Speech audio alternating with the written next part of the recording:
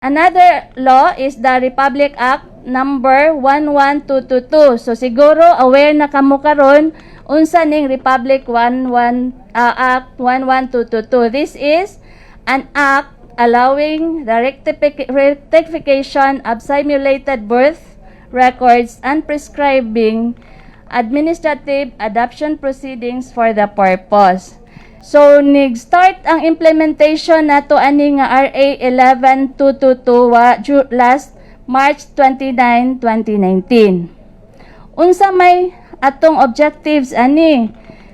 Number 1 objectives, kay daghan kay mga bata nato nga gipangbutang diretso sa parents ba, magsabot lang daan ang biological or birth mother nga magbuntis pa lang daan, especially kadtong mga estudyante, buntis pa lang daan, nanay gikasabot nga, couple, childless couple nga, ma'am or sir, gustuhin lang ko sa pagpanganak ani nako, dayon idiretsyon na nato, sabot lang ta, idiretsyon na nato ang ngalan ninyo, birth certificate sa bata, kamo na ginikanan diretsyo ani.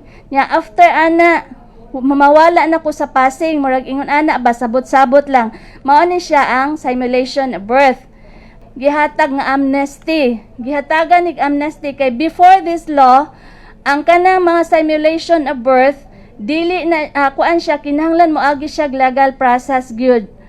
Pero mas mahal ang gastos. Pero karon mo ni gihatag og amnesty sa simulation of birth sa mga parents nga sa mga couple nga nag-simulate sa birth certificate sa mga bata.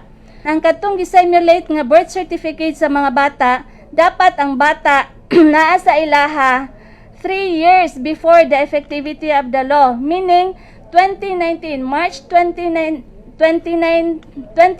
ang effectivity, dapat ang bata naa sa couple 2016. So dapat nagstay na siya sa bata sa parents sa couple 2016, March 28 below. Mao na siya ang maka-avail ani nga amnesty.